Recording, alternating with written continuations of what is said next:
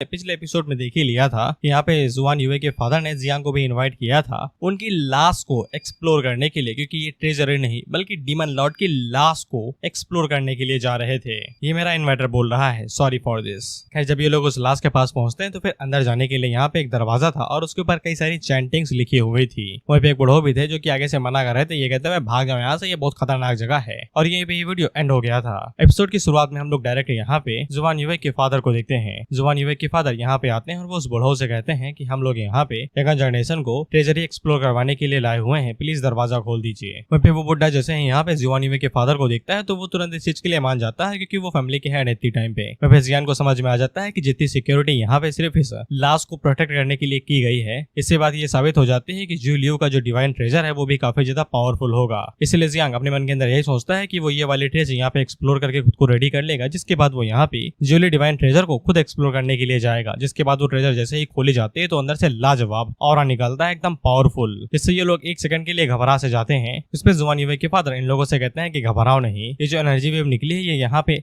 20% unutilised एशिएंट God की soul सी से निकली है, जिसको अभी तक प्यूरिफाई नहीं किया गया है और उतना ही एरिया यहाँ पे एक्सप्लोर नहीं किया गया है। इसलिए तुम लोग आराम से यहाँ पे जाओ, मौज काटो। और साथ ही में वो उन लोगों को यहाँ पे टेलीपोर्टेशन फ्लैग्स भी देते हैं, अगर ये लोग किसी मुसीबत में पड़ जाते हैं तो इनका इस्तेमाल करके ये तुरंत वहां से भाग आए। इसके बाद ये सभी लोग यहाँ पे बॉडी के अंदर घुस जाते हैं तो ये पूरी बॉडी अंदर से लाल थी भाई, बॉडी ही है। मैं बस ये सोच रहा हूँ कि अगर इन्हें टट्टो की मुलाकात होगी तो ये क्या करेंगे। गंदे विचार है मेरे, लेकिन तुम खुद सोचो यार, इन्हें कुछ काला काला बड़ा बड़ा सांप सा कुछ दिखाई देता है और बीच में 2 अंडे दिखाई देते हैं। तुम सोचो ये क्या सोचेंगे। खैर, लोगों ने टांग से शुरुआत की थी और ये जो तुम्हें चादर तरह कुछ खींच के वो रोडी तरह नहीं दिखाई दे, जैसे कपड़े टांगे जाते हैं, ये दरअसल मेरिडियंस हैं। जुआन युए उन लोगों को बताती है कि वो यहाँ पे कई बार आ चुकी है और उसे यहाँ पे कोई भी खतरा नहीं मिलता है। बस यहाँ पे तुम लोगों को ब्लड बीस्ट से सावधान रहना पड़ेगा, जो कि यहाँ पे मेरिडियंस की एनर्जी से बन जाते हैं। फिर जियान हम लोगों को इन मेरिडियंस का साइज बताता है, जो कि काफी ज्यादा बड़ी होती है। ये कम से कम 10 मीटर लंबी है और एकदम कुछ मीटर चौड़ी है। इससे बात साबित होती है कि एशियन गॉड कुछ ज्यादा ही पावरफुल था। उसी टाइम पे साओ जिया बाहर निकलता है और वो जियांग से पूछता है कि ये एशियन गॉड की बॉडी क्या मेरे खाने के लिए आई हुई है। जियांग उसे कहता है जाओ यार, नोच खाओ, मुझे कोई फर्क नहीं पड़ता।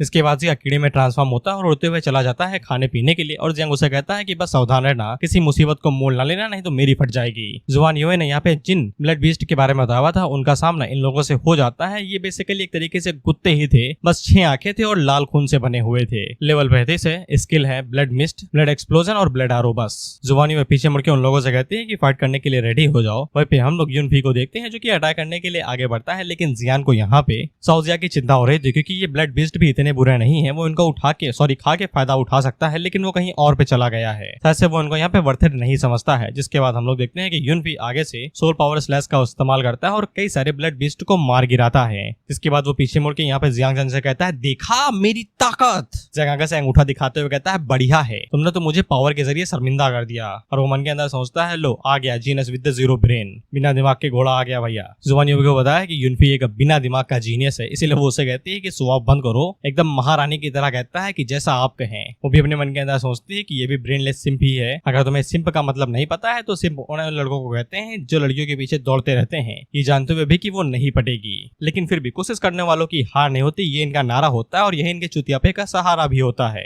इसके बाद जुआन पीछे मुड़ के उन लोगों को बताती है कि वो उन लोगों को एशियन गॉड के आर्ट एरिया की तरफ लेके जाएगी, जहाँ पे और भी ज्यादा ब्लड बीस्ट होंगे, जिससे वो लोग और ज्यादा ट्रेनिंग कर पाएंगे। लेकिन वो उन्हें बता देती है कि एशियन गॉड की एनाटॉमी बिल्कुल अलग होती है उन लोगों से। एनाटॉमी का मतलब बॉडी स्ट्रक्चर, अंदर से भी और बाहर से भी, यानी कि दिमाग गुर्दा कहाँ पे है वो भी। इसीलिए जुआन इन्हें बताती है कि एशियन गॉड के पास 3 दिल हुआ करते थे। ये तो ऑक्टोपस हुआ ना, उसके पास 3 दिल और 9 दिमाग होते हैं। साले को विलेन घोषित कर दो ना फिर। उसी टाइम पे साओ जिया यहाँ पे उड़ते हुए जियांग के पास आता है और उसे बताता है कि अंकल आप इसकी बात ना सुनो, ये नशा फूक के सब कुछ बता रही है। दरअसल एशियन गॉड के पास यहाँ पे 4 दिल हुआ करते थे और चारों में से अगर एक भी जिंदा है तो फिर एशियन गॉड कभी भी रिवाइव हो सकता है। जियांग उसे पूछता है तुम्हारा मतलब कि एशियन गॉड अभी भी जिंदा है। इस पे साओ जिया आगे से बताता है कि हाँ, और उसे यहाँ पे चौथा दिल भी मिल गया है, जो कि एकदम तरोताजा और एकदम धड़के मार रहा है। मैं ये वाली बात दांत दे के कहता हूँ कि ये इसकी पहले प्यार की यादें हैं, तभी ये दिल धड़क रहा है, नहीं अब तक मर जाता ये। वहीं पे साओ जिया ने चौथा दिल भी ढूंढ लिया था और वो उसे खाने की कोशिश करने वाला था, लेकिन जियांग उसे वापस बुला लेता है, ये कहते हुए कि तुम बाद में खा लेना, हमें एक साथ वहाँ पे चलना पड़ेगा, क्योंकि अगर वो जिंदा है तो फिर यहाँ पे कई सारी चीजें हो सकती है, खतरा हो सकता है यहाँ यहाँ पे। इसलिए जियांग इन सभी लोगों से कहता है कि ये जगह खतरनाक है, हम लोगों को वापस लौट जाना चाहिए। अपने टेलीपोर्टेशन झंडों का इस्तेमाल करो और तुरंत यहाँ से बाहर निकल जाओ। लेकिन युनफी यहाँ पे अब जियांग को उंगली करने लगता है, ये कहते हुए तुम्हारी फट रही है क्या? इन ब्लड बेस्ट को देख के अभी तो तुम हीरो बन रहे थे। जियांग आगे से कुछ भी नहीं कहता तो युनफी उसे कहता है बोलो ना, फट गई क्या तुम्हारी? जियांग अपने मन के अंदर सोचता है कि बेचारे को सेक्रीफाइस करना पड़ेगा। जिसके बाद वो यहाँ पे युनफी के ऊपर एक ही पंच मारता है तो वो उड़ते हुए दूर जाके गिरता है और वो मन के अंदर सोचता है कि मैं इसे इतनी तरीके से मारूंगा कि ये बुरी तरीके से घायल हो जाएगा, जिसके बाद सभी लोगों के पास कोई चॉइस नहीं बचेगी सिवाय इसे ठीक करने के लिए और सभी लोग यहाँ से बाहर निकल जाएंगे। फिर जुवानी वे जियांग से पूछती है कि तुम ये क्या कर रहे हो? इस पर जियांग आगे से कहता है कि फाइट करने की खुजली हो रही वो मिटा रहा हूँ। युनफी आगे से दोबारा खड़ा होता है और वो फाइट करने के लिए रेडी हो जाता है, ये कहते हुए कि तुम्हारा बहुत हुआ, तुमने शुरुआत की थी, अब खत्म मैं करूंगा। इसके बाद वो आगे से स्पिरिट सेक्रीफाइस टेक्निक का इस्तेमाल करते हुए यहाँ पे एक स्पिरिट को समन करता है। जियांग उसकी टैलेंट की तारीफ करता है लेकिन ज्यादा कुछ नहीं, क्योंकि उसी टाइम पे यहाँ पे साउजिया वापस आ जाता है और उस टाइम पे युनफी अपनी स्पिरिट सेक्रीफाइस का इस्तेमाल करते हुए जियांग के ऊपर अटैक करता है। तो जियांग आगे से यहाँ पे डिवाइन एलिफेंट प्रिजन बॉडी का इस्तेमाल करता है। इसके बाद वो सामने की तरफ एक ही पंच मारता है और एक पंच के साथ ही में यहाँ पे स्पिरिट सेक्रीफाइस के टुकड़े टुकड़े हो जाते हैं और वो हवा में ही गायब हो जाती है। इसको देख के ये सभी लोग एकदम हैरान ही हो जाते हैं और आगे से कहते हैं कि बस एक चट्टे में उसने पूरी तरीके से उसके स्पिरिट सेक्रीफाइस को मिटा दिया, कहीं ये मॉन्स्टर तो नहीं है। इसके बाद जियांग पलक झपकते ही यहाँ पे युनफी के ऊपर एक और पंच मारता है और युनफी एक पंच के अंदर ही ढेर हो जाता है। जुआन युवे तो जियांग के ऊपर चिल्ला रहे थे लेकिन लोग यहाँ पे युनफी के बारे में बात कर रहे थे कि साले ने यहाँ पे न उसने हेवनली स्प्लिटिंग ब्लेड का इस्तेमाल किया और न ही यहाँ पे नाइन विंग मियास्मा का, लेकिन इसके बावजूद उसने युनफी को हरा दिया बस एक पंच के अंदर। फिर जियांग इन लोगों से कहता है कि अब युनफी की यहाँ पे काफी ज्यादा हालात खराब हो गई है, भले ही जिंदगी खतरे में नहीं है लेकिन उसे काफी ज्यादा देर तक आराम करना पड़ सकता है और वो यहाँ पे टूर्नामेंट के अंदर हिस्सा नहीं ले पाएगा। इसलिए हमें समय रहते उसे यहाँ पे हॉस्पिटल भिजवा देना चाहिए, इसीलिए हम लोगों को यहाँ से वापस चलना चाहिए। इस पे युवान जो यहाँ पे जियांग से कहती है ये मत कहना कि तुम्हें यहाँ पे डर लग रहा है इसलिए तुम चाहते हो कि हम सभी यहाँ से बाहर चले। जियांग उसे कहता है कि वो मर जाएगा अगर तुम लोग इसी तरीके से यहाँ पे चीजों को खींचते रहे, जल्दी उठाओ उसे बाहर चलते हैं यहाँ से। इस पे सभी लोगों को समझ में आ जाता है कि वो लोग जियांग को हरा नहीं सकते तो फिर उन्हें यहाँ से जाना ही पड़ेगा। लेकिन जब वो लोग यहाँ पे टेलीपोर्टेशन फ्लैग का इस्तेमाल करने की कोशिश करते हैं तो फिर उनके टेलीपोर्टेशन फ्लैग काम नहीं करते हैं। इसे जियांग को समझ में आ जाता है कि जब जियांग ने यहाँ पे चौथे दिल के बारे में पता लगाया तो फिर उसे पता चल गया होगा और उसने तुरंत यहाँ पे ट्रैप सेट कर दिया। और एशियन गॉड के लिए ये कोई बुरी चीज नहीं थी, क्योंकि जब यहाँ पे 9 रियलम पार कर दिए जाते हैं बेसिकली ट्रांसफर्स, तो फिर गॉड रियलम शुरू हो जाता है जिसपे इतनी समय यहाँ पे एशियन गॉड है। अगर वो लोग यहाँ पे 10 रेवोल्यूशन या फिर उसे हायर लेवल का एनिमी सामना करेंगे तो फिर उन लोगों के बहुत बुरी तरीके से लगेंगे। लेकिन जियांग खुद को शांत करता है और उसे समझ में आ जाता है कि उसने बस इस जगह को सील किया है, नहीं तो वो उन्हें डायरेक्ट मार ही देता। उसके पास यहाँ पे कुछ ना कुछ रिस्ट्रिक्शन होंगे, इसीलिए वो यहाँ पे कुछ कर नहीं पा रहा है सिवाय जगह को सील करने के।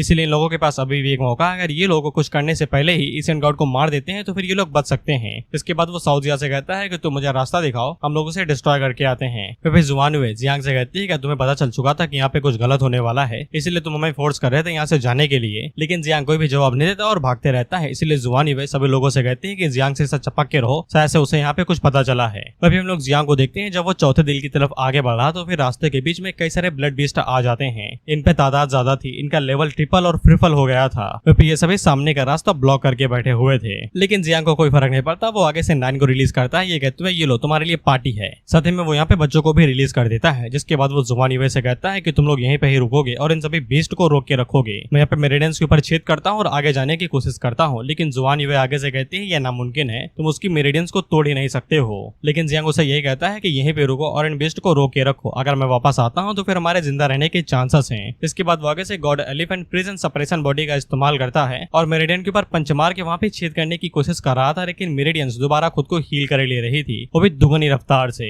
जुबान युवे से यही कहती है कि वो लोग यहाँ पे इसे जबरदस्ती खोल ही नहीं सकते हैं। एशियन क्रॉप्स गॉड की यहाँ पे हीलिंग एबिलिटीज काफी ज्यादा हाई लेवल की थी, लेकिन जियांग आगे से कहता है कि उन्हें ये खोलना ही पड़ेगा। अगर वो लोग मेरिडियन को ब्लास्ट करके दरवाजा नहीं खोल पाते हैं तो फिर इनके जिंदा रहने के काफी ज्यादा कम चांस हैं। इसके बाद जियांग इसी तरीके से थोड़ा और जोर लगाता है और लगातार पंचेस मार के वहाँ पे आखिरकार एक रास्ता बना देता है और जल्दी अंदर घुस जाता है और उन लोगों से कहता है कि इन्हें रोके रखना, मैं लौट के आता हूँ। इसके बाद जुबानी भाई यहाँ पे लीड संभालती है और वो 2 टैंक से कहती है कि तुम लोग ने रोक के रखोगे। वही वो 3 लोगों से कहती है कि तुम लोग लेफ्ट राइटली साइड संभालोगे और वहीं पे उन्हें मारोगे। इसके बाद बचे हुए 2 लोग उसके साथ जाते हैं और वो लोग यहाँ पे पूरी तरीके से खुद को कमान संभाल लेते हैं और बीस्ट को रोकने की कोशिश करने लगते हैं। इसके बाद हम लोग जुबानी के फादर को देखते हैं और वो बुढ़ा यहाँ पे आके उन्हें बताता है कि उन लोगों ने बच्चों के साथ में कनेक्शन को खो दिया है एनर्जी फ्लक्चुएशन की वजह से। अब उन्हें नहीं पता है कि वो बच्चे कहाँ पे हैं और क्या कर रहे हैं। अब एशियन गॉड की लाश पूरी तरीके से एक आइसोलेटेड वर्ल्ड में बदल गई है जहाँ पे वो लोग अंदर नहीं जा सकते हैं। बड़ो आगे से बताता है, लेकिन अजीब ये चीज है कि एशियन गॉड की लाश अभी तक पूरी तरीके से गायब नहीं हुई है। ऐसा लगता है वो किसी डायमेंशन स्पेस के अंदर फंसी हुई है। उन लोगों का छोटा मोटा कनेक्शन अभी भी यहाँ पे उसकी टांग के साथ जुड़ा हुआ है। इस पे जुआन युवे के फादर काफी ज्यादा सीरियस हो जाते हैं क्योंकि उन लोगों ने सालों साल लगा दिए थे बस उसकी छुटकी टांग के अंदर जाने के लिए, क्योंकि अब उसके अंदर जाने का रास्ता सील हो चुका है तो ये लोग अब यहाँ पे फोर्सफुली उसे तोड़ के अंदर भी नहीं जा सकते हैं। इसके बाद वो बूढ़ों से कहता है कि यहाँ पे अब ओल्ड मास्टर यानी कि शॉर्ट गॉड लिंक्यू को बुलाने का समय आ चुका है। साथ ही में जियांग के मास्टर बूढ़ों को भी यहाँ पे बुला लो। जिसके बाद हम लोग जियांग को देखते हैं जो अभी भी यहाँ पे ब्लड बीस्ट के साथ फाइट करते हुए जा रहा था और वो आगे से ह्यूमैनिटी ब्लड की कई सारी फॉर्म्स का इस्तेमाल करते हुए उन सभी को मारते हुए आगे बढ़ रहा था। साथ ही में साउजिया भी जियांग की मदद कर रहा था लेकिन वो यहाँ पे इन बीस्टों को डिवोर नहीं कर रहा था, ये कहते हुए कि ये तो कचरा है यार, इन्हें खाऊंगा तो पेट खराब हो जाएगा। वहीं पे हम लोग एशियन गॉड को देखते हैं जो कि जियांग के ऊपर ही नजरें बनाए हुए था और वो अपने एक साथी से कहता है, इसका नाम मैन लॉन्ग है, कि ये बच्चा कुछ ज्यादा ही अनएक्सपेक्टेड है और कुछ ज्यादा ही अजीब है। मैंने आज तक इंसानों के बीच में इतना ज्यादा टैलेंटेड बंदा नहीं देखा है। इसके बाद हमें यहाँ पे एशियन गॉड का नाम बताया जाता है, ये जो इंसानी भाषा में दिख रहा है एकदम इंसानी रूप में, उसका नाम है डिवानजियो और ये एशियन गॉड है। वहाँ पे ये दूसरा बंदा जो कि एक ड्रैगन की तरह है, ये भी एक तरीका के एशियन क्रीचर ही है और वो यहाँ पे डिवानजियो से कहता है कि तुमने अपनी मौत का नाटक किया ताकि तुम यहाँ पे हेवनली रेट्रिब्यूशन को अवॉइड कर सको, अपने दिल को छुपा दिया और नए एरा का इंतजार किया। इस बात को 100 साल हो गए लेकिन आज तक किसी ने भी तुम्हें डिस्कवर नहीं किया और न ही तुम्हारे इस राज के बारे में किसी को पता चला, लेकिन इस छोटे से चूजे ने तुम्हारे बारे में पता लगा लिया और ये तुम्हारी तरफ आगे बढ़ रहा है। ये कोई ऑर्डिनरी बंदा नहीं है, इसने जो कीड़े यहाँ पे रिलीज किए हैं वो पक्का 9 विंग्ड प्लेग ऑफ हेवन सरायत है और ना ही ये कोई ऑर्डिनरी फाइटर है। इस पे मैन लॉन्ग आगे से कहता है, लेकिन ये तो सील्ड प्लेस के अंदर है ना, यहाँ से बाहर ही नहीं आ पाएगा और अंदर ही मारा जाएगा। लेकिन डिवानजियो को चिंता थी क्योंकि जियांग के पास कुछ अजीबोगरीब पावर्स हैं और उसे डर लगा रहा था कि कहीं वो उसके दिल के पास पहुंच ना जाए। वो यहाँ पे बैठ के सिर्फ इन ब्लड बीस्ट को ही बना सकता है लेकिन वो भी उसे पूरी तरीके से रोक नहीं पाएंगे और अगर यहाँ पे डिवानजियो मारा जाता है तो फिर वो यहाँ पे अब मैन लॉन्ग को भी प्रोटेक्ट नहीं कर पाएगा, जिसके बाद वो दोनों ही वीर गद्दी को प्राप्त हो जाएंगे। जिसपे मैन लॉन्ग आगे से कहता है कि चिंता ना करो, उसके पास यहाँ पे जो भी कुछ बचा कुचा ब्लड एसेंस है वो उसका इस्तेमाल करेगा जियांग को मारने के लिए और उतने में जियांग को मारना बस बच्चों का खेल ही है। इसके तुरंत बाद ही हम लोग देखते हैं कि जो ब्लड बीस्ट थे वो और भी ज्यादा फ्यूरियस यानी कि गुस्सैल हो जाते हैं और तादाद भी बढ़ जाती है इनकी। इसे जियांग के समझ में आ जाता है कि इस साइड पे पड़े हैं तो फिर जुआन वाली साइड पे भी बड़े होंगे। साउजिया जियांग से कहता है कि मैं इन्हें रोकता हूँ, तुम सीधा जाके राइट मुड़ जाना, तुम्हें वहीं पे ही दिल मिल जाएगा। एशियन गॉड को काफी ज्यादा अच्छे से पता है कि दिल को कैसे छुपाया जाता है तो फिर उसने अपने दिल को अपनी रिस्ट यानी कि कलाई के अंदर छुपा लिया है। इसके बाद जियांग उस तरफ आगे बढ़ने लगता है जहाँ पे दिल था, वहीं पे उसे अंदर से फीलिंग आ रही थी कि कुछ तो गलत हो रहा है। अचानक से ये बीस्ट इतने ज्यादा पावरफुल थोड़ी ना हो जाएंगे कि वो डायरेक्ट हमला ही करने लग जाए और अचानक से यहाँ पे जियांग के सी ऑफ कॉन्शियसनेस के अंदर कोई एंटर होने की कोशिश करता है। वहाँ पे जियांग को ट्री ग्रैंड पर नहीं दिखाई दे रहा था बल्कि उसे यहाँ पे मैन लॉन्ग दिखाई देता है जो कि यहाँ पे जियांग को अपने क्लॉ के अंदर पकड़ लेता है और जियांग इसे इतनी ज्यादा फट जाती है कि वो आगे से चिल्लाने लगता है, ये बंदा मेंटली कुछ ज्यादा ही वीक है। वहाँ पे मैन लॉन्ग डिवानजियो से कहता है कि इसका तो काम गया भाई, ये तो कुछ ज्यादा ही कमजोर था। वहाँ पे जियांग चाह के भी इन सभी चीजों को रजिस्टर नहीं कर पा रहा था, उसे बस गहरी सी नींद चाहिए थी। वहाँ पे हम लोग बाहर देखते हैं तो फिर साउजिया जियांग को उठाने की कोशिश कर रहा था, ये कहते हुए पिताश्री उठिए उठिए, आपकी बिना मैं क्या करूंगा।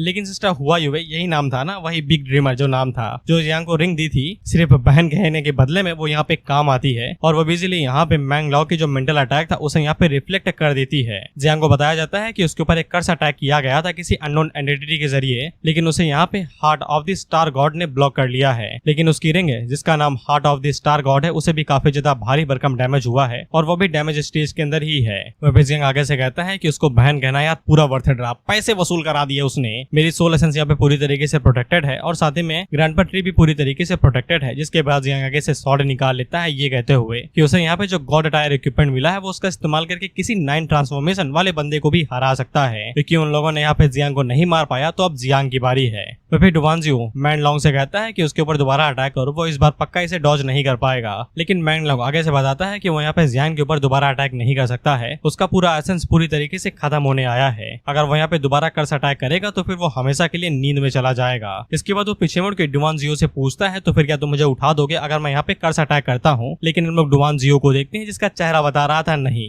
मैं नहीं उठाऊंगा और वो उसे कहता है कि अगर ऐसी बात है तो फिर तुम यहीं पे ही मर सकते हो, मुझे यूजलेस लोगों की जरूरत नहीं है। इसमें मैन लॉन्ग यहाँ पे डिवानजियो से कहता है कि ऐसा ना करो यार, मैं तुम्हारी मदद कर सकता हूँ। लेकिन डिवानजियो उसे मना कर देता है ये कहते हुए कि मेरे पास उससे भी बेहतर आइडिया है और वो आगे से कहता है कि उसे मेरा दिल डिस्ट्रॉय करना है ना, डिस्ट्रॉय कर लेने दो, मेरे पास अभी भी यहाँ पे मैन लॉन्ग का बचा हुआ थोड़ा बहुत एसेंस है जिसका इस्तेमाल मैं यहाँ पे उसकी सोल को डिवोर करने के लिए करूंगा यानी कि जियांग को, और जब तुम यहाँ पे आ जाओगे तो फिर तुम मैं बदल जाओगे, तुम्हारी बॉडी मेरी हो जाएगी। इसके बाद हम लोग जियांग को देखते हैं जो कि सक्सेसफुली यहाँ पे डुवानजियो के चौथे हार्ट के पास आ चुका था। वहीं पे इसके ऊपर थोड़ा बहुत रिजेक्शन लगा हुआ था, तो वो साउजिया से पूछता है कितना टाइम लगेगा। साउजिया आगे से कहता है मिनटों में यार। इसके बाद वो यहाँ पे अपने बच्चों को बाहर निकालता है या फिर खुद को ही मल्टीप्लाई कर सकता है। इसके बाद वो सभी यहाँ पे एक साथ जुट जाते हैं फोर्थ हार्ट को खाने में और वहाँ पे दावत के मजे लेने लगते हैं। फिर वो सभी जैसे जैसे यहाँ पे फोर्थ हार्ट को खाते जा रहे थे वैसे वैसे यहाँ पे जियांग की दिल की धड़कनें काफी ज्यादा तेजी से बढ़ने लगी थी और उसे ऐसा लग रहा था कि उसका भी दिल यहाँ पे ईसेन गॉड के हार्ट के साथ साइंड हो चुका है, यानी कि जुड़ चुका है।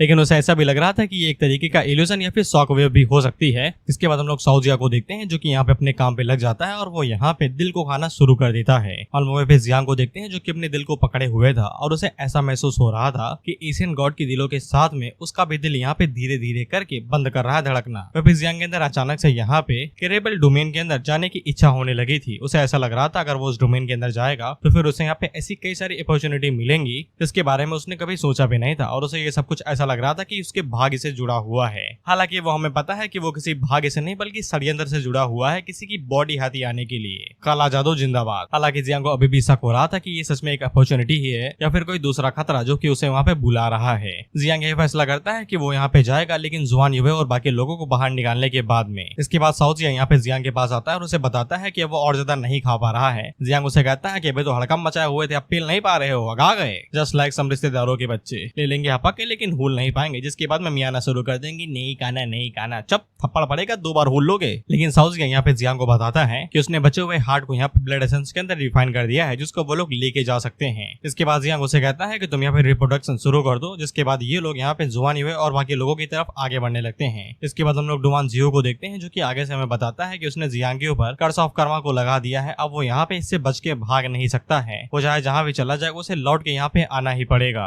और जब वो आएगा तो फिर यहाँ पे बिग डैडी उसके साथ खेलेगा। Nice try DD. इसके बाद हम लोग जुआन युवे की साइड को देखते हैं जहाँ पे हालात गंभीर होते जा रहे थे। अब लोग और ज्यादा होल्ड बैक नहीं कर पा रहे थे, तो वहीं पे जुआन युवे भी काफी ज्यादा थक चुकी थी, अब उससे भी नहीं हो पा रहा था और ऊपर से कई सारे लोग थक चुके थे और घायल भी हो गए थे। कहता कि जियांग ने यहाँ पे कुछ अपने इंसेक्ट भी रिलीज किए थे, वो भी बहुत ज्यादा थक चुके थे और वो भी लड़ाई नहीं कर पा रहे थे। उसी टाइम पे एक ब्लड बिस्ट इन लोगों के ऊपर हमला करने के लिए आता है और उन लोगों को लगता है कि यही अलविदा है, कबर खुद चुकी है, अर्थी ही निकलेगी हमारी। लेकिन उसी टाइम पे जियांग यहाँ पे आता है जो कि एक ही पंच मार के उस ब्लड बिस्ट को मार गिराता है। फिर जुआन युवे जियांग को जिंदा देख के हैरानी हो जाती है, तुम सोच रही थी मर जाओगी क्या भाई, मेन कैरेक्टर है, थप्पा लगा हुआ है उसके ऊपर प्लॉट आर्मर का, नहीं मरेगा इतनी जल्दी। इसके बाद जियांग यहाँ पे स्टार ऑफ गॉड रिंग का इस्तेमाल करता है और उसकी ब्लेसिंग का इस्तेमाल करते हुए सभी लोगों को यहाँ पे हील करने लगता है। सिस्टर हुआ ने जो रिंग यहाँ पे कर्स को ब्लॉक करने के लिए दी थी उसके साथ हीलिंग इफेक्ट भी आया था, इसके इस्तेमाल करके वो यहाँ पे बाकी लोगों को हील कर देता है। उसी टाइम पे नाइन यहाँ पे रोते हुए जियांग के पास आती है और उससे अपना दुखड़ा रोने लगती है, ये कहते हुए कि तुम यार मुझे छोड़ के यहाँ पे चले गए थे और साले सोजियो को अपने साथ लेके चले गए, तुम्हें पता है कि मैंने यहाँ पे कितना कुछ झेला, मेरे बच्चे भी मर गए यहाँ पे, अब मुझे चाहिए हग, वो बहुत बड़ा वाला हग,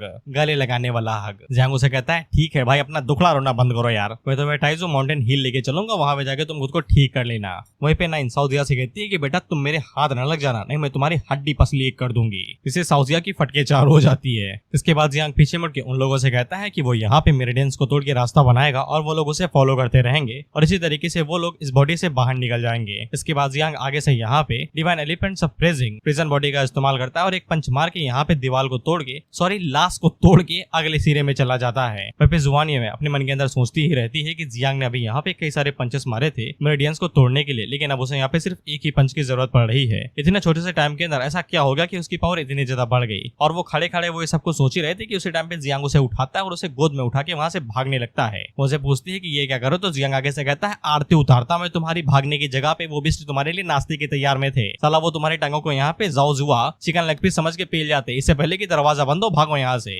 इसके बाद वो लोग यहाँ से भागने लगते हैं और जैसे दरवाजा बंद होता है तो ब्लड बीस्ट अंदर नहीं आ पाते हैं। इसके बाद वो लोग उस एरिया के पास आ जाते हैं जहाँ से बस एक ही लेयर तोड़ना है, जिसके बाद ये लोग एशियन गॉड की बॉडी से बाहर आ जाएंगे। वहीं पे सभी लोगों की हालत एकदम खराब हो चुके थे, इन्हें यही लग रहा था कि इनके चारों पैर कब्र में थे, बस जियांग की वजह से वो लोग यहाँ पे जिंदा बच गए। इसके बाद जियांग यहाँ पे जुआन युवे से पूछता है कि इस एरिया के अंदर ऐसी कौन सी जगह है, ऐसा कौन सा हिस्सा है जो कि यहाँ पे जी फैमिली की ट्रेजरी डिवाइन पवेलियन के साथ जुड़ा हुआ है। इस पे जाओ एक जगह की तरफ इशारा करके बताती है कि वो अरे कोर है जो कि इसके साथ जुड़ा हुआ है और इसको तोड़ के हम लोग डायरेक्ट बाहर जा सकते हैं, लेकिन डिफेंस कुछ ज्यादा ही स्ट्रॉन्ग है, ऊपर से बाहर की तरफ चैंटिंग भी है और अंदर से मेरिडियंस, तो फिर इन्हें तोड़ना नामुमकिन सा है। जियांग आगे से कहता है कि वो सबसे पहले ब्रेक थ्रू करेगा, जिसके बाद देखते हैं कि वो लोग क्या कर सकते हैं। इसके बाद वो साउजिया से कहता है कि तुम रिप्रोडक्शन शुरू कर दो, लेकिन रिप्रोडक्शन शुरू ही नहीं हो पा रहा था। बेसिकली यहाँ पे साउजिया को उस पिलर की जरूरत जरूरत है जो कि अबाया से आया है, लेकिन नैन उस पिलर के ऊपर गुदवा चुकी है कि ये मेरा घर है। जियांग उसे कहता है ठीक है भाई, ये तुम्हारा ही घर है, बस थोड़े टाइम के लिए लिया जा रहा है, जैसा ही काम खत्म हो जाएगा हम लोग यहाँ से भाग जाएंगे।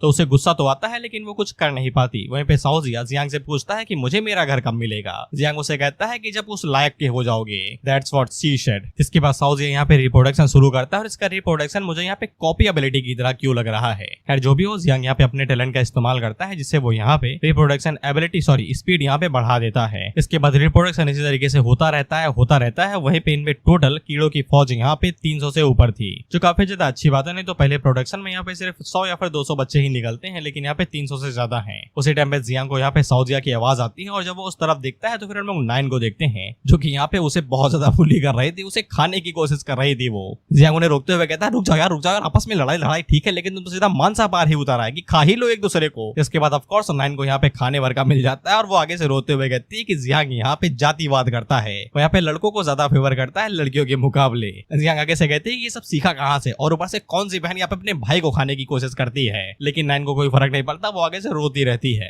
खैर इसके बाद यहाँ पे जियांग अपनी बॉडी के अंदर जो उसने बच्चे पैदा किए थे 300 के आसपास, उन्हें यहाँ पे अपनी बॉडी के साथ फ्यूज कर लेता है, जिससे यहाँ पे उसकी बॉडी की स्ट्रेंथ कई गुना बढ़ जाती है, बेसिकली 300 या 400 गुना के आसपास, क्योंकि साओजिया भी तो मर्ज हुआ है। इसके बाद वो यहाँ पे उस हिस्से के ऊपर पंच मारना शुरू कर देता है जिसको तोड़ के ये लोग बाहर जा सकते हैं। वो फिर जियांग उन लोगों से कहता है कि अगर तुम्हें छोटा सा भी छेद दिख जाए तो तुरंत घुस जाना और तुरंत बाहर निकल जाना, नहीं तो यहीं पे ही मरोगे मेरे साथ। इसके बाद हम लोग यहाँ पे लिंक्यू को देखते हैं जो कि उन सभी लोगों को बता रहा था जो पैसेज के ऊपर सील लगी हुई है, यानी कि बाहर आने वाला रास्ता, उसे बाहर से तोड़ पाना नामुमकिन है। अगर ये अंदर से टूट जाए तो ही वो लोग बाहर आ सकते हैं, लेकिन बच्चों के अंदर इतना दम नहीं है कि वो उसे अंदर से तोड़ पाए। इस पे वो लोग यहाँ पे उससे पूछते हैं कि तो फिर हम लोगों को क्या करना चाहिए। इस पे लिंक्यू आगे से कहता है कि सबसे बेकार परिस्थिति के लिए खुद को तैयार कर लो, हो सकता है कि कोई अजीब सा मॉन्स्टर बाहर भी आ सकता है जो कि यहाँ पे बहुत बड़ी तबाही मचा सकता है, या फिर एशियन गॉड खुद भी आ सकता है। जुवान युए को हमें अपनी बेटी की ज्यादा चिंता हो रही थी, ऑफ कोर्स उसे चिंता होगी, कितना प्यार जो करता है, लेकिन लिंक्यू आगे से कहता है कि तुम्हारी एक बेटी की कीमत यहाँ पे हजारों लोगों के बराबर नहीं है। अगर एशियन गॉड क्रॉप्स के अंदर से कुछ भी बाहर आता है तो फिर वो बहुत बड़ी यहाँ पे तबाही ला देगा।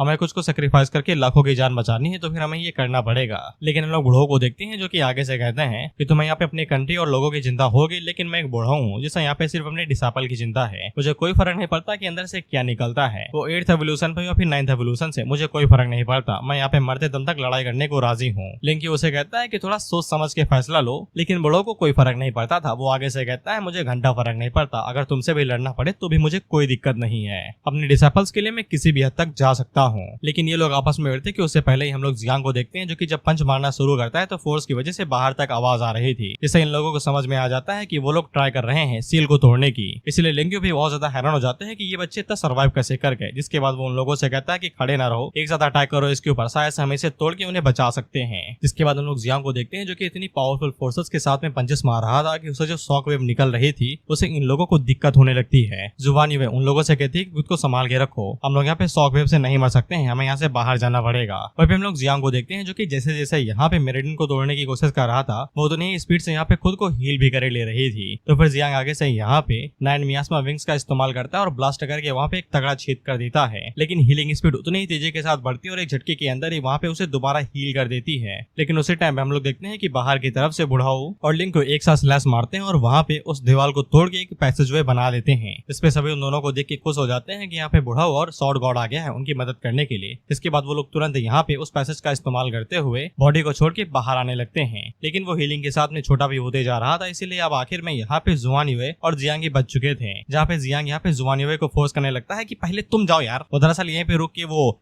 लास्ट अपॉर्चुनिटी सीज करना चाहता था जो काले जादू से बनी हुई है। बट एज यू नो कि लड़कियां हमेशा आखिरी मोमेंट में इमोशनल हो जाती हैं तो वो बौखला जाती हैं, इसीलिए जुआन युए भी यहाँ पे जियांग से कह रहे थे कि तुम्हारे बिना मैं नहीं जाने वाली, तुम हमारे लिए खुद को सेक्रीफाइस नहीं कर सकते। जियांग उसे कहता है बुद्धिमान औरत जल्दी भाग जा यहाँ से। जिसके बाद वो आगे से लाइफ क्रिएशन की बेलों का इस्तेमाल करते हुए जुआन युए को बाहर ही फेंक देता है, ये कहते हुए कि ये रास्ता काफी नहीं है हम दोनों के लिए, तुम पहले जाओ मैं वापस जरूर आऊंगा। इसके बाद हर कोई वहाँ से बाहर आ जाता है सिर्फ जियांग को छोड़ के, और दरवाजा दोबारा सील हो जाता है। जुआन युए के फादर ठीक खुश थे कि वो ठीक है, लेकिन जुआन युए को यहाँ पे जियांग की चिंता हो रही थी। वो सभी लोगों से कहती है कि उसे बचा लो भाई। जुआन युए के फादर आगे से कहते हैं कि चिंता ना करो, जब तक जियांग का यहाँ पे मास्टर है यानी कि बुढ़ो और सॉर्ड गॉड, वो लोग कैसे न तैसे यहाँ पे जियांग को बचा ही लेंगे। इसके बाद वो दोनों यहाँ पे सेकंड राउंड के लिए रेडी हो ही रहे थे कि उससे पहले यहाँ पे एशियन गॉड की जो क्रॉप्स बॉडी थी वो पूरी तरीके से स्ट्रॉन्ग बन जाती है और उसका डिफेंस और भी ज्यादा स्ट्रॉन्ग हो जाता है। वहीं पे इन लोगों को ये भी समझ में आ जाता है कि ये खुद से नहीं हो रहा है बल्कि जानबूझ के कोई इसको एक्टिवली इसे एक्टिवेट कर रहा है। शॉर्ट गॉड यहाँ पे बूढ़ों को बताता है कि बॉडी के अंदर कुछ तो ऐसा है जो कि यहाँ पे जाग रहा है और वो बॉडी पार्ट्स को कंट्रोल कर सकता है।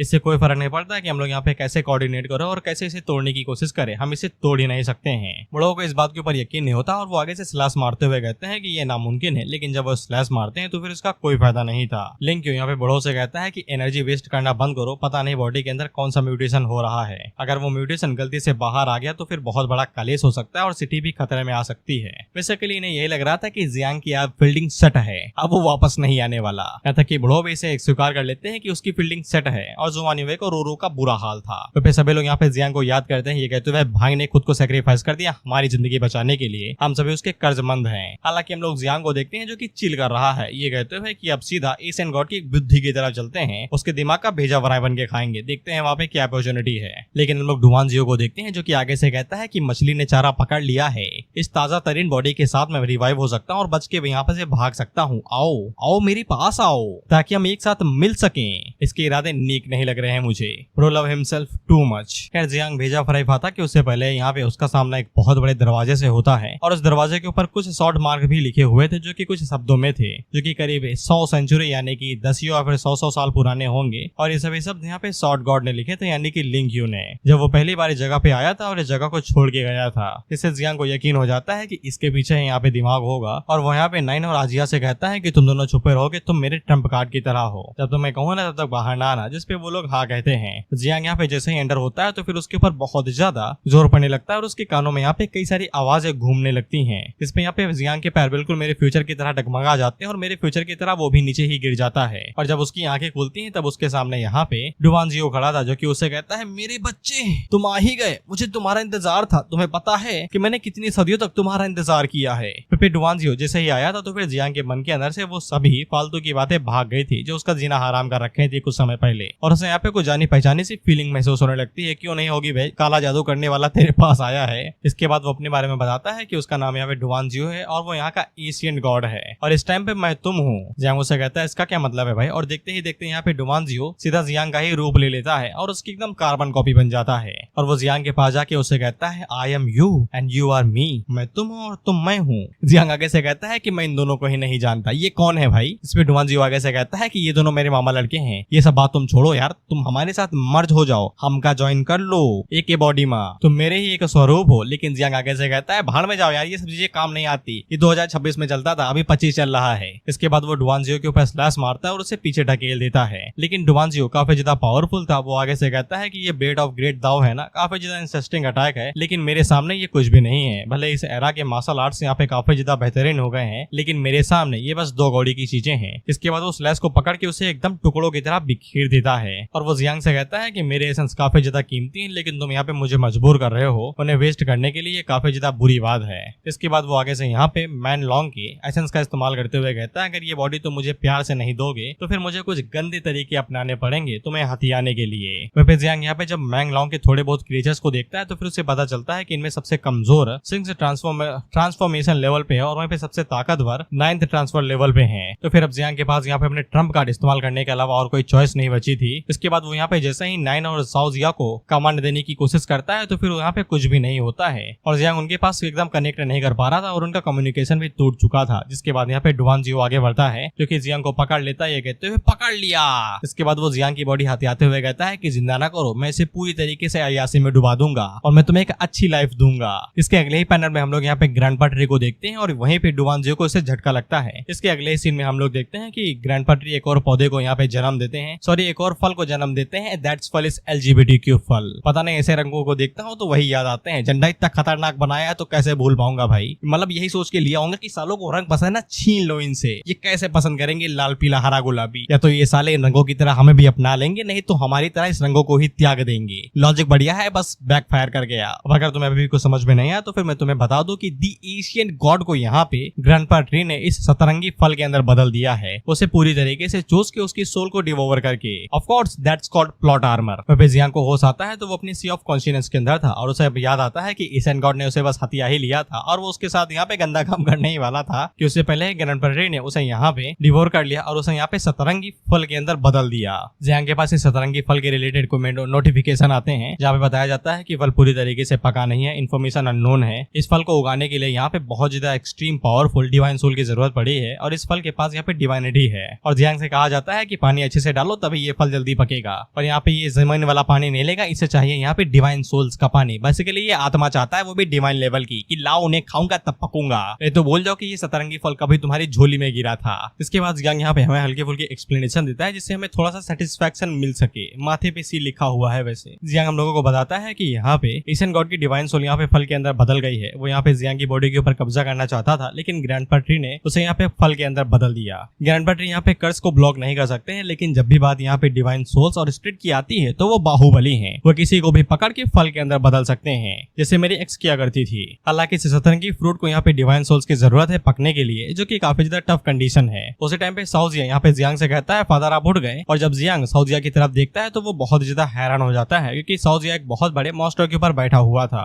हालांकि साउजिया जियांग से कहता है कि चिंता न करो आप, मैंने इस मॉन्स्टर को पहले ही सबको समझा दिया है, अब ये हमारा पालतू साथी है और ये हमारे लिए सवारी की तरह काम कर सकता है। औसम है ना ये चीज। जियांग हम लोगों को बताता है कि ये मॉन्स्टर यहाँ पे कॉन्शियस सी मॉन्स्टर है जिनको टीम करना मुश्किल सा है, लेकिन इसके बावजूद यहाँ पे साउजिया इन्हें एक राइडर की तरह ट्रीट कर रहा है जिनका लेवल यहाँ पे 9 लेवल है, 9 ट्रांसफॉर्मेशन है। भाई ये ऐसे मॉन्स्टर हुआ करते थे जिनको यहाँ पे सॉर्ड गॉड भी हैंडल नहीं कर पाया था, लेकिन वो यहाँ पे बड़ी आसानी के साथ इन्हें हैंडल कर पा रहा है और वो सभी यहाँ पे जिया को सपोर्ट भी करते हैं। साउजिया यहाँ पे जियांग को बताता है कि ये माउंट एकदम लाजवाब है, नाइन इसे पसंद नहीं करती लेकिन ये उन लोगों के काम आ सकता है और वैसे भी लड़कियों को किसकी पड़ी रहती है। जियांग उसे पूछता है कि तुम इसे कंट्रोल कर सकते हो, जिसपे साउजिया आगे से कहता है ऑफ कोर्स मैं कर सकता हूँ। साउजिया यहाँ पे इन मॉन्स्टर्स के ओरिजिन के बारे में भी बताता है कि इन्हें नीदर डीमंस कहते हैं और साउजिया ने इनको इटर्नल हेल के अंदर काफी टाइम पहले ही सप्रेस कर दिया था, बेसिकली हरा दिया था। हालांकि ये काफी ज्यादा गुस्सैल होते हैं, लेकिन 2-3 बार फटके देने के बाद में ये पालतू बन जाते हैं और तुम इन्हें यहाँ पे राइड की तरह इस्तेमाल कर सकते हो। इस पे जियांग भी आगे से कहता है हाँ ये काफी ज्यादा यूजफुल हो सकता है अगर इनका इस्तेमाल यहाँ पे राइडिंग के तौर पे किया जाए। सला तुम 9 लेवल का ट्रांसफॉर्मेशन क्रीचर राइडिंग की तरह इस्तेमाल करो तो ये लड़ने में कितना बेहतरीन होगा।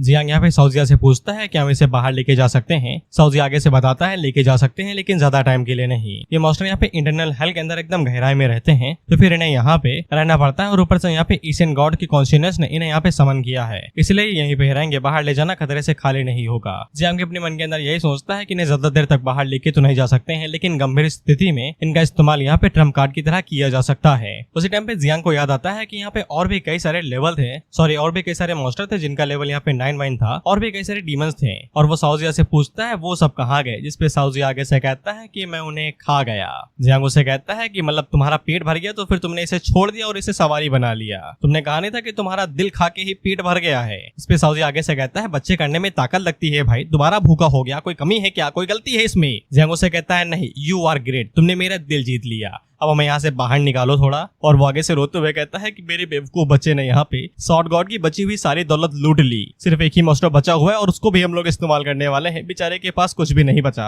ये वाली लाइन तुम्हें आगे समझ में आएगी। कर उसी टाइम पे जियांग को यहाँ पे बूढ़ा और सॉर्ड गॉड की आवाज सुनाई देती है जो कि दरवाजे को तोड़ने की कोशिश कर रहे थे, क्योंकि यहाँ पे एशियन गॉड यानी कि डुआनजी मारा जा चुका था, तो फिर उसकी जो रिइंफोर्समेंट थी वो भी हट गई थी, इसलिए ये लोग मेरिडियंस को तोड़ के यहाँ तक आ गए थे और इन्हें थोड़ा ही टाइम लगेगा, जिसके बाद ये लोग इस जगह पे भी आ जाएंगे। इसलिए जियांग यहाँ पे साउजिया से कहता है कि अपने बच्चों को कह दो कि जो भी माल यहाँ पे बचा है जल्दी से वो खा के खत्म करे, हम लोगों को तुरंत यहाँ से बाहर निकलना है, नहीं तो उन लोगों को तुम्हारे बारे में भी पता चल जाएगा। साउजिया जियांग को बताता है कि वो लोग एक बार में ये सब कुछ खत्म नहीं कर सकते हैं, वो लोग अगली बार यहाँ पे आ सकते हैं क्या। जियांग आगे से कहता है कि अगली बार जैसा कुछ भी एग्जिस्ट नहीं करता, पहली बात ये माल किसी दूसरे का था जिसको हम लोगों ने हड़प लिया है और एक चेंदी भी नहीं छोड़ी, तो वो पक्का गुस्सा होगा, भाग चलो यहाँ से। वह जियांग हम लोगों को बताता है कि वो सॉर्ड गॉड इसीलिए बन पाया था, बेसिकली इतना स्ट्रॉन्ग इसीलिए बन पाया था क्योंकि वो यहाँ पे आके कई सारी अपॉर्चुनिटी सीज कर लिया था। सीज करना यानी कि हथियार लेना।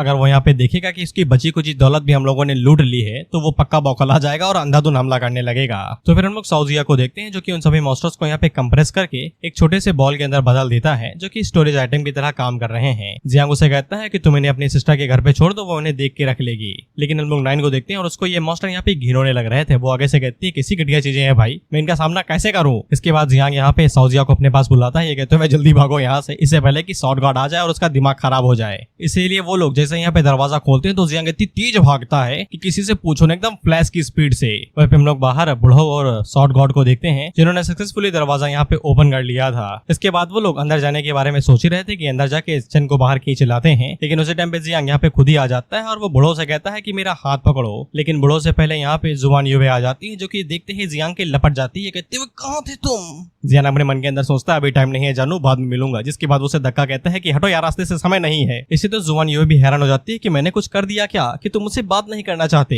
लेकिन जियांग यहाँ पे बुढ़ो के कानों में कहता है कि हमें तुरंत निकलना पड़ेगा, नहीं तो हम लोगों की फील्डिंग यहीं पे ही सेट हो जाएगी और वो लिंक्यू यानी कि शॉर्ट गॉड करेगा। बुढ़ो इस बात को तुरंत समझ जाते हैं कि उनके हरामी डिसाइपल ने कुछ तो कांड किया है, इसलिए वो तुरंत शॉर्ट निकालता है और वहां से भाग लेता है। ये कहते हुए कि अभी हम जल्दी में बाद में मिलेंगे, पॉटी आई है, वो भी पतली वाली दस्त हो चुके हैं। लेकिन जुआन युवे का मुंह बन जाता है और वो आगे से टसुए बहाते हुए कहते हैं जियांग तुम मुझसे इतनी नफरत करते हो क्या। मुझे ऐसी हरकतें बंद कर देनी चाहिए, लेकिन रात के 3 बजे और कोई है नहीं यहाँ पे, तो जो मन में आ रहा है वो बोल रहा हूँ। हाँ, लूसीफर मेरे बगल में ही बैठा है, 3 लोगों को चूरन दे के आया है। बता रहा है कि उसने अंधे लोगों को यहाँ पे सब्सक्रिप्शन पे देखने की शक्ति दी है, महीने के 200 रुपए। तुम्हें कोई सब्सक्रिप्शन लेना है क्या? दिला दूंगा मैं, मेरी बात डेली होती है उससे। जुआन युवे के फादर भी आगे से कहते हैं कि साले तेने मैंने को यहाँ पे 10 बूंद दिए, उसकी कीमत तो चुका जा, कम से कम प्यार से तो बात कर ले। हालांकि जुआन युवे यहाँ पे जियांग को डिफेंड करते हुए कहती है कि आप उससे ऐसे बात नहीं कर सकते हैं डैड, उसने मेरी जान बचाई, हम लोग उसके एहसानमंद हैं। जुआन युवे के फादर आगे से कहते हैं ये तो यूनिवर्स कार्ड हो गया, अगर तुम्हें यहाँ पे किसी से एक तरफा प्यार हुआ है तो फिर तुम्हें जुआन युवे की बातें समझ में आएंगी। जुआन युवे अपने मन के अंदर सोचती है लेकिन अगर वो मुझे पसंद करता है, मेरी इतनी चिंता करता है, तो फिर उसने मुझसे इस तरीके से बात क्यों की? इसलिए तो नहीं क्योंकि इस वजह से मेरी परफॉर्मेंस में यहाँ पे असर पड़ सकता है जब मैं कंपटीशन के अंदर हिस्सा लूंगी, और इसे लगता है कि इसी वजह से यहाँ पे जियांग उसे रूड बिहेव कर रहा है। खैर बाप बेटी आपस में बात कर रहे थे, वो करते रहे, लेकिन हम लोग जिंग क्यू को देखते हैं और उसे यहाँ पे दाल में कुछ काला लगता है। दाल काली नहीं, पूरी दाल ही काली लगती है। इसीलिए जब वो यहाँ पे दिमाग के पास जाके देखता है तो फिर उसे पता चलता है उसका खाना खजाना गायब हो चुका है। वो आगे से कहता है कि यहाँ पे अनगिनत माइंडलेस मॉन्स्टर हुआ करते थे, लेकिन वो सभी कहाँ चले गए। और उसे समझ में आ जाता है कि जियांग जो तेजी के साथ भाग रहा था वो इसी तेजी से भाग रहा था क्योंकि उसने यहाँ पे ये सारा कांड किया है और वो ये नहीं चाहता था कि शॉर्ट गार्ड उसे पकड़ ले। लिंक्यू आगे से कहता है भाईजान आपको चुराना था तो सब चुरा ही लेते, लेकिन 1-2 चीज तो मेरे लिए छोड़ जाते। लेकिन लिंक्यू को एक चीज समझ में नहीं आ रही थी कि जियांग ने ये सब कुछ किया कैसे, क्योंकि जब वो यहाँ पे आया था तो फिर यहाँ पे जितने भी मॉन्स्टर थे वो सभी 9 लेवल के थे और वो सभी एक साथ अटैक करते हैं, यानी कि फील्डिंग सेट चारों तरफ से। यहाँ तक कि लिंक्यू भी मरते मरते बचा था, वो मुश्किल से यहाँ पे बच पाया था और उसने ये जगह छोड़ दी थी फ्यूचर के लिए, लेकिन सारा माल जा चुका है और वो मन के अंदर सोचता है कि तू बच्चे तू बस वेट कर, मैं तेरे को बताता है, तूने जो मुझसे माल लूटा है वो मैं डबल किस्तों में लूंगा। खैर इसके बाद जियांग भी यहाँ पे बुढ़ो को सारा कांड बता देता है कि उसने शॉर्ट गॉड का माल चुरा लिया है। बुढ़ो भी जियांग से ये कहते हैं कि कुछ तो छोड़ देते भाई उसके लिए, और वो मन के अंदर सोचता है कि मैं एक एकदम सज्जन आदमी हूँ, अच्छा नागरिक और नियम से बंधा हुआ, लेकिन मैंने जो डिसाइपल पाले हैं वो साले कुत्ते के समान है। मेरे पहले डिसाइपल दिमाग से एकदम पैदल है, कहीं भी घुस जाती है और कहीं भी प्रॉब्लम क्रिएट करने लगती है। इतनी समय वो किंगलैंड वार जोन के अंदर है और वहाँ पे किसी को भी मारे जा रही है। मेरा दूसरा डिसाइपल 1 नंबर का सीरियल डेटर यानी कि लौंडी आवाज है, साला जब देखो तब साला अमीर और पावरफुल फैमिलीज की लौंडियों के पीछे ही जाता रहता है और मेरी लगवाते रहता है। एंड नॉट द लिस्ट ये भड़वा 1 नंबर का चोर आदमी। खजाना लूटना है लूटो भाई साहब, लेकिन किसी ऐसे का क्यों लूटो जो हमारी बजा सकता है।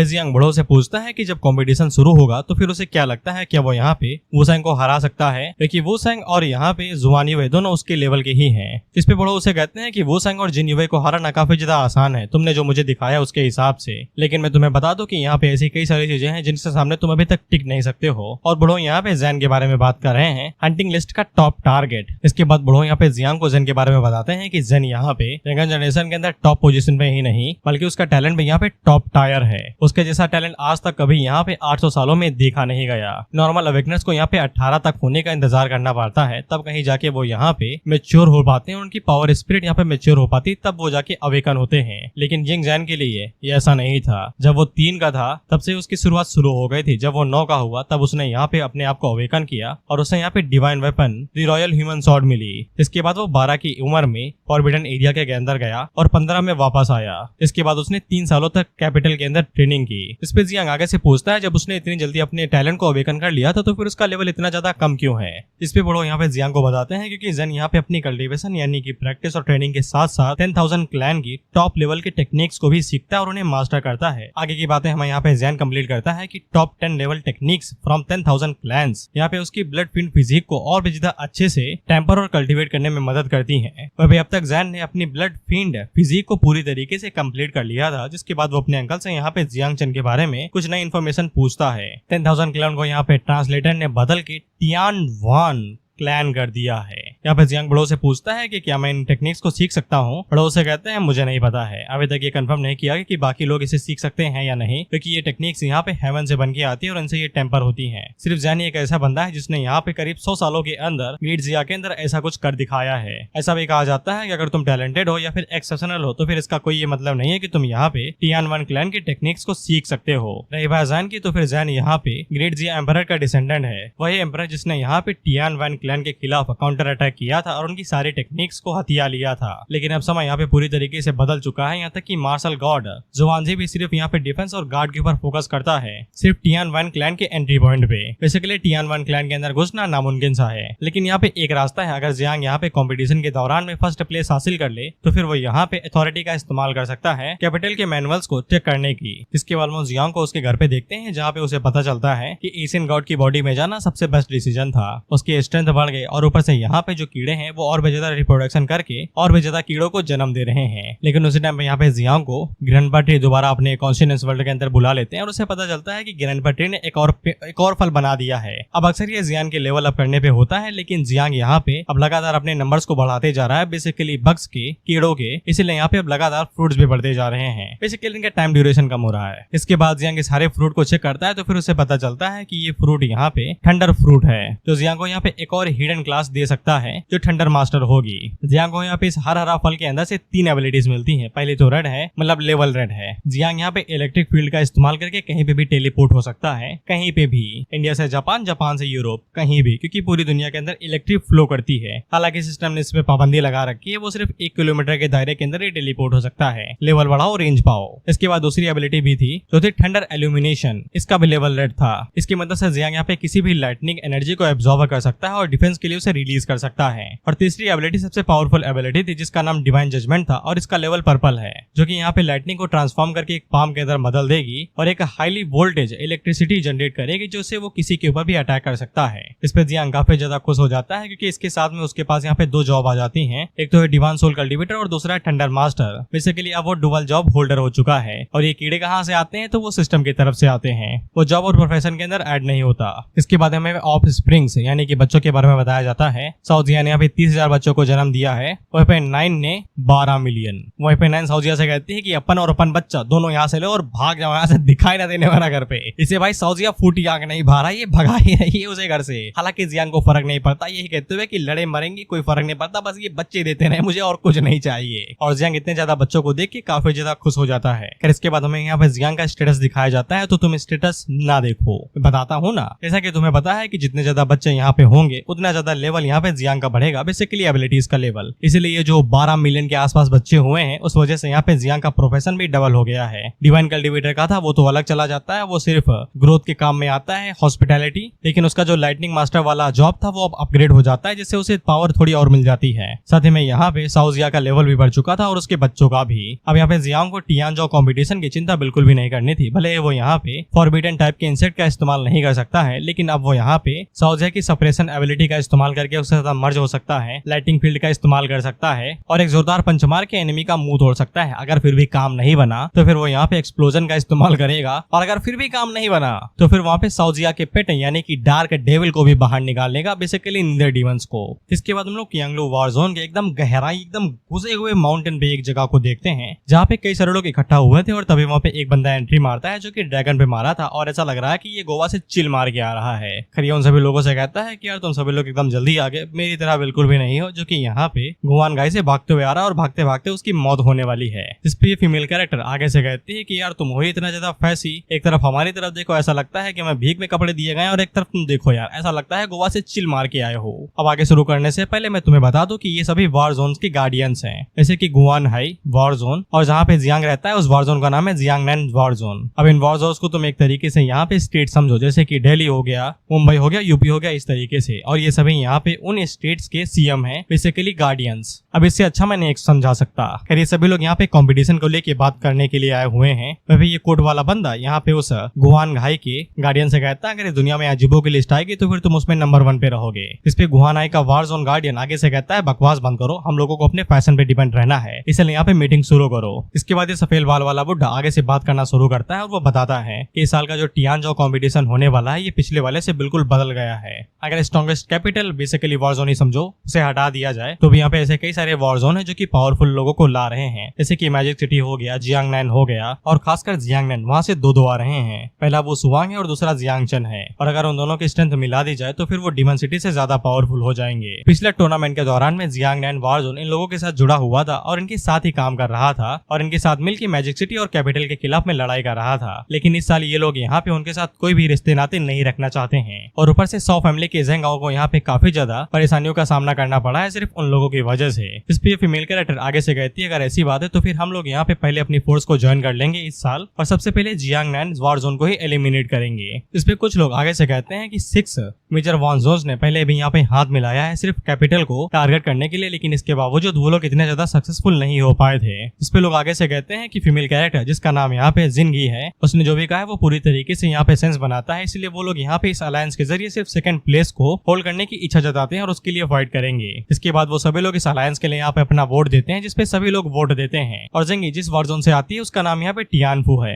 अब यहाँ पे वो फैशन बंदा है यहाँ पे बच चुका था, गुआन घाई का वॉर जोन गार्डियन, जिसका नाम यहाँ पे जेंटियान है। जेंटियान इन लोगों से कहता है कि वो इस बार यहाँ पे इन लोगों के साथ नहीं है, वो इनके साथ कोई भी रिश्ता नाता नहीं रखना चाहता है, और वो यहाँ पे सिर्फ इन लोगों को ये बताने के लिए आया था कि इस साल के कॉम्पिटिशन का विजेता गुआन घाई वॉर जोन होने वाला है। इस पे सभी लोग आगे से कहते हैं, माल फूक के आए हो, मैं पक्का बता रहा हूँ, एक तो गोवा से आए हो और ऊपर से ऐसे ही आए हो तो पक्का माल फूक के आए हो। लेकिन वो भाई टिका रहता है ये कहते हुए कि ये पोजीशन हमारी ही होगी, फर्स्ट पोजीशन हमारी ही है, भगवान ने के दिया है। और इतने ज्यादा कॉन्फिडेंट के साथ में बोल रहा था कि ये सभी यहाँ पे जेंटियान को तिरछी नजरों से देखने लगते हैं कि सच तो नहीं बोल रहा है, ये धोखाधड़ी तो नहीं हुई हमारे साथ। खैर वो ये अनाउंस करके यहाँ से अपने घोड़े पे निकल लेता है, और वो जाते हुए कहता है कि चिंता ना करो, मैं यहाँ पे भले ही तुम्हें ज्वाइन नहीं करूंगा, लेकिन जो तुमने यहाँ पे षड्यंत्र रचा है इसके बारे में भी किसी को नहीं बताऊंगा, क्योंकि जितनी ज्यादा मेहनत तुम करोगे उतना ज्यादा आसान हमारे लिए होगा फर्स्ट पोजीशन को पाना। इस पे ये लोग यहाँ पे जेंटियान के बारे में बात करने लगते हैं कि ये पक्का या तो माल फूक के आया या तो इसके हाथ कुछ लग गया है, इसी वजह से इतना ज्यादा कॉन्फिडेंट है। जिसपे मिस जिंग आगे से कहती है कि पक्का घोड़े ने लात मारी है, लेकिन फिर भी इन लोगों को यहाँ पे जेंटियान के ऊपर शक हो रहा था कि साले के पास कुछ तो हो सकता है, कोई ट्रम्प कार्ड जिससे वो इतना ज्यादा कॉन्फिडेंट था। जिसपे ये सफेद वाला आगे से कहता है, उससे छोड़ दो, जैसे वो रहा है हमेशा के लिए, कोई फर्क नहीं पड़ता हमसे। और इन लोगों से कहता है कि जब तक हम चारों यहाँ पे एक साथ काम करते हैं और अपने प्लान के हिसाब से चलते हैं जितना हम लोगों ने एडवांस किया था, तो फिर जियांगनैन यहाँ पे पक्का हार जाएगा।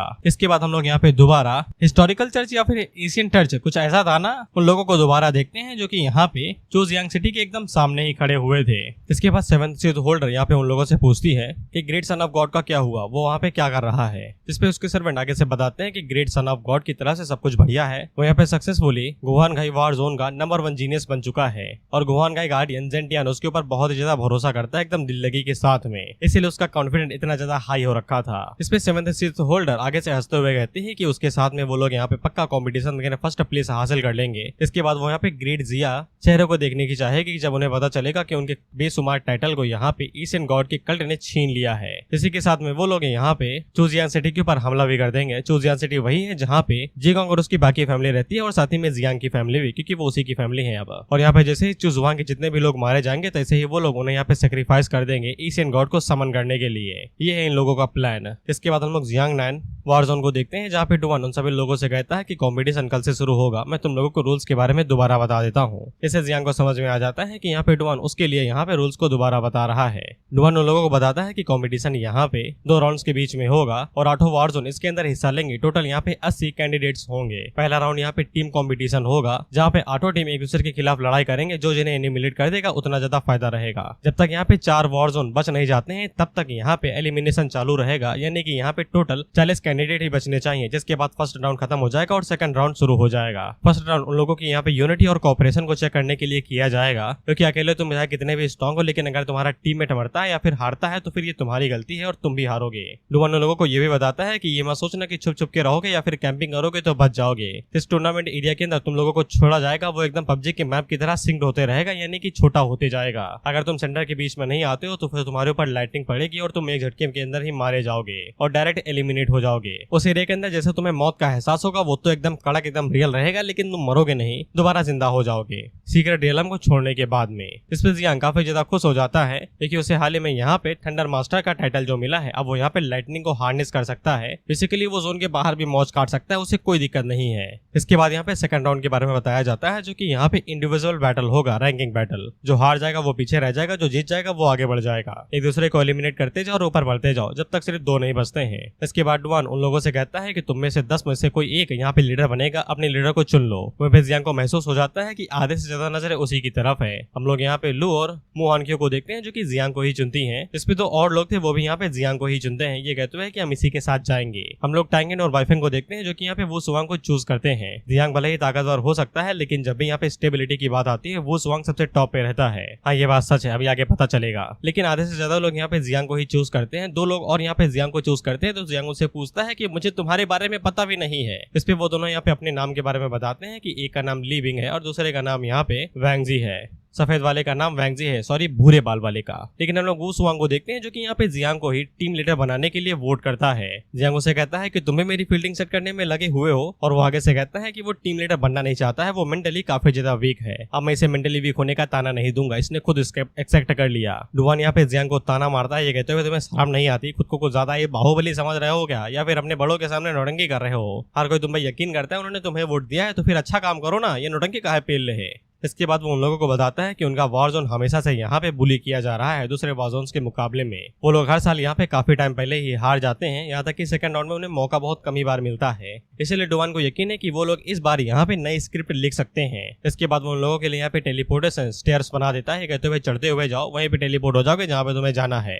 इसके बाद हम लोग किनलू वॉर जोन के एक सीक्रेट एरिया को देखते हैं, जहाँ पे वो सभी वॉर गार्डियन आए हुए थे जिनकी टीम यहाँ पे फाइट करने वाली है। जियांग आगे से पूछता है कि मैजिक सिटी के यहाँ पे जुवान युवे के फादर क्यों आए हुए हैं, जबकि और कोई गार्डियन है वहाँ का।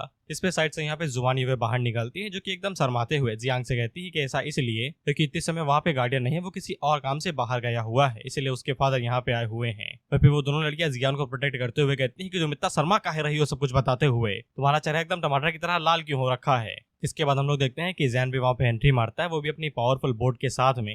बेसिकली ये लोग यहाँ पे शो ऑफ कर रहे थे। इसके बाद जैन भी नीचे उतर जाता है, वहीं पे सभी लोग आगे से कहते हैं कि इसका ऑरा ही कुछ ज्यादा ही एक्स्ट्रा ऑर्डिनरी है। अगर शो ऑफ करने की बात है तो फिर गुहान घाई पीछे कैसे रह सकते हैं। जिसके बाद हम लोग देखते हैं कि जेन टियान भी साइड से एंट्री मारता है, जो कि अपने पास एक पावरफुल बीस्ट लेके आया था और वो उसके ऊपर बैठ के यहाँ पे एंट्री मारता है। वहीं पे सभी लोग उससे कहते हैं कि यार थोड़ा कम शो ऑफ करो यार, हमें पता है कि तुम अय्यासबाज आदमी हो, लेकिन फिर भी थोड़ा कम करो। वो भी अपने बीस्ट के ऊपर एक कॉफिन लेके आया था जिसके अंदर यहाँ पे कैंडिडेट थे। जिसके बाद वो सभी कैंडिडेट कॉफिन को तोड़ के उससे बाहर निकलते हैं, और ये जो सफेद लिबास में मुंडा दिखाई दे रहा है तुम्हें, यही है इन लोगों का लीडर। इसके बाद इन लोगों को यहाँ पे रूल्स के बारे में दोबारा बता दिया जाता है कि एक टीम तुम के ऊपर अटैक कर सकती है एक दूसरे को एलिमिनेट को जब तक 4 टीम नहीं बच जाती हैं, और अगर तुम एक जगह पे बैठे रहते हो तो फिर तुम्हारे ऊपर लाइटनिंग गिर सकती है, तो फिर हिलते डुलते रहना। इसके बाद वो सभी यहाँ पे सीक्रेट रियलम के अंदर एंटर हो जाते हैं। ये लोग जिस सीक्रेट जोन के अंदर एंटर हुए थे वो एक टाइम पे बैटल जोन हुआ करती थी, इसीलिए लड़ाई के निशान अभी भी यहाँ पे है। इसके बाद वो लोग यहाँ पे जियांग से पूछते हैं, जियान अगर तुम यहाँ के लीडर हो तो फिर हमें प्लान बताओ कि हम लोग क्या करेंगे।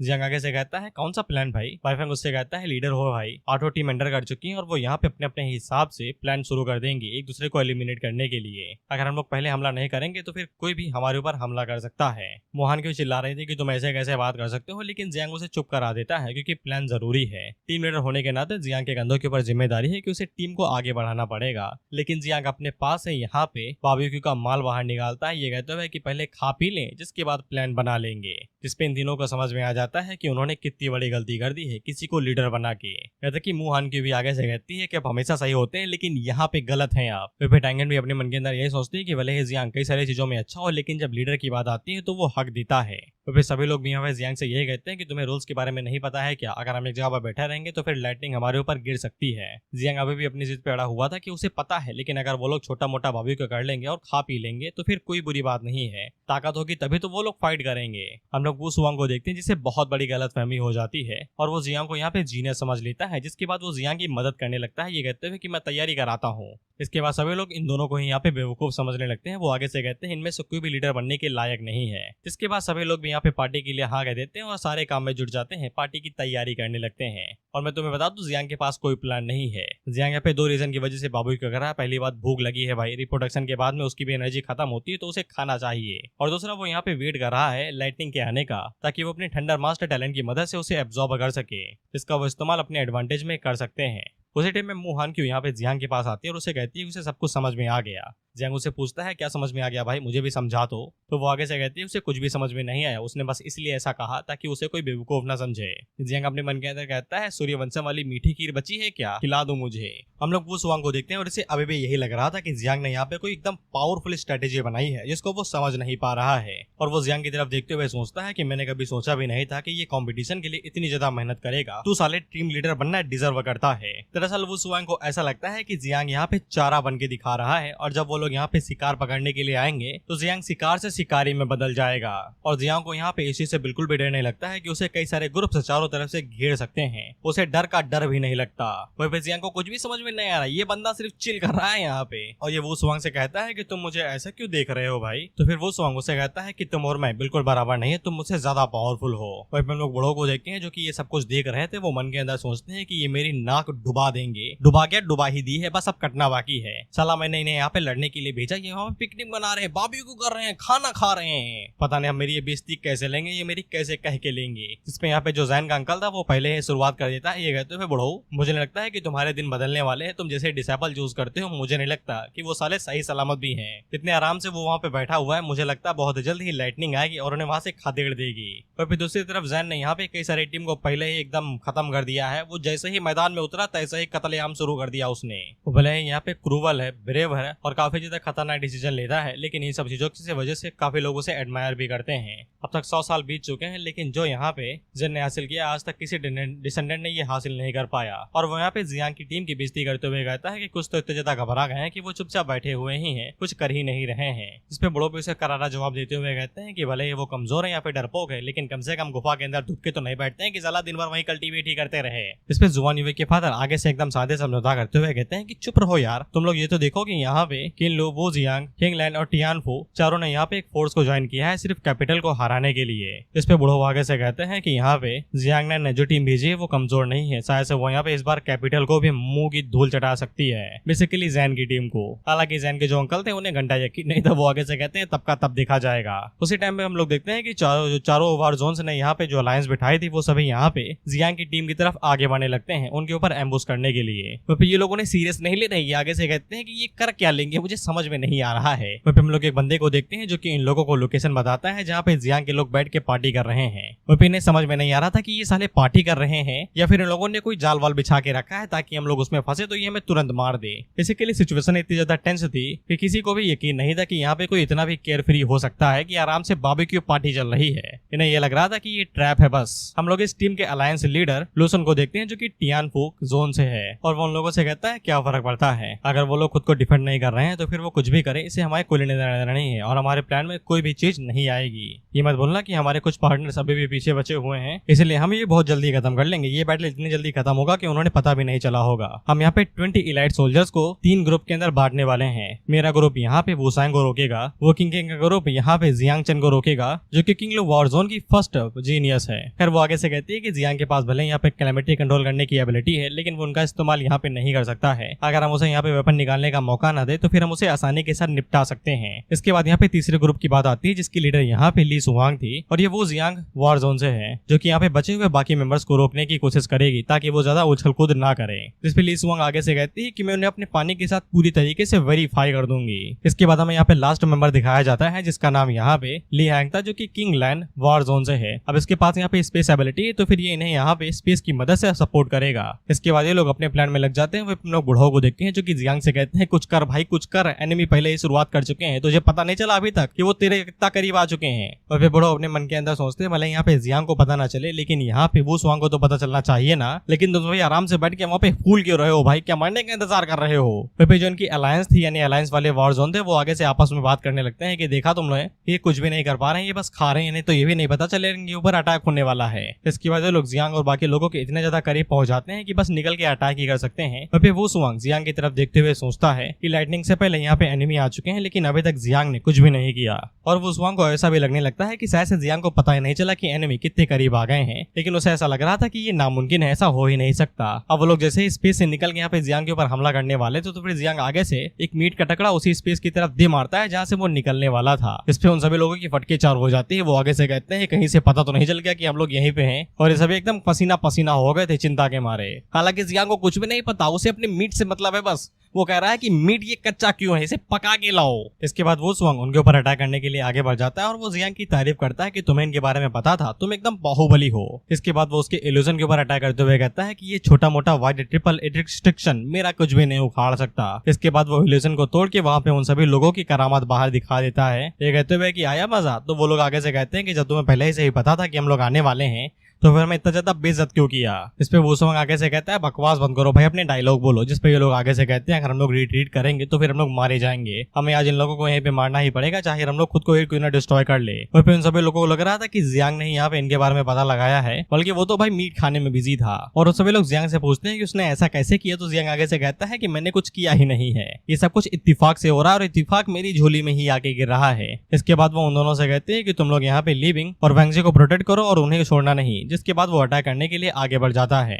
और फिर लोग वो स्वांग को देखते हैं जो कि अकेले है भाई, इन लोगों को पीले धड़े था, वो भाई खटाखट इन लोगों को मारे दे रहा है, मसले दे रहा है। इन लोगों का जो लीडर था वो आगे से अटैक को ब्लॉक करते हुए पीछे मुड़ के यहाँ पे लैंग से कहता है खड़े क्या हो भाई, ये काफी ज्यादा पावरफुल है, इसके ऊपर इल्यूजन का इस्तेमाल करो और बाकी टीममेट्स को यहाँ पे बुलाओ। इसके बाद वो यहाँ पे ली स्वांग टीम 3 को बुलाने वाला था, लेकिन उससे पहले ही जियांग उसके ऊपर अटैक कर देता है, ये कहते हुए उन्हें क्यों बुला रहे हो, मेरे साथ खेलो ना। लेकिन लैंग जल्दी से अपने वर्ड स्पेस के अंदर दोबारा घुस जाता है और अटैक को डॉज कर लेता है। वहीं पे लैंग अपने मन के अंदर सोचता है कि मैं तो बस यहीं पे ही छुपा रह सकता हूँ, लेकिन किंगनिंग ने यहाँ पे अभी तक जियांग के ऊपर हमला क्यों नहीं किया, उसे रोका क्यों नहीं। तो फिर हम लोग किंग वाली साइड को देखते हैं, तो फिर उसके ऊपर टैंगिन ने हमला कर दिया था, तो वो वहीं पे ही फंस गई थी, वो जियांग के ऊपर हमला ही नहीं कर पा रही थी। वहीं पे टैंगिन उसके ऊपर हमला करते हुए कहते हैं कि लोग कहते हैं कि हम दोनों ही असैसिन हैं और तुम नंबर 1 पे हो और मैं नंबर 2 पे, चलो आज पता लगा ही लेते हैं कि कौन नंबर 1 है और कौन नंबर 2। वहीं पे हम लोग ली स्वांग को देखते हैं जो कि यहाँ पे बाइफेंग के साथ भिड़ रही थी। बाइफेंग उसके ऊपर अटैक करते हुए कहता है अगर तुम्हें मेरे टीममेट्स को भिड़ना है तो फिर पहले मुझसे होके गुजरना पड़ेगा। ली स्वांग आगे से कहती इसमें कौन सी बड़ी बात है, वो तो करूंगी ही। वहीं पे इन दोनों को देखते हैं जो कि यहाँ पे अटैक को ब्लॉक कर रहे थे और इसने ये आदि बाबा वाले कपड़े कहा पहने हैं। खैर ये जो भी हो, ये यहाँ पे इनकी मदद कर रहे थे और ये भी अटैक को ब्लॉक कर रहे थे।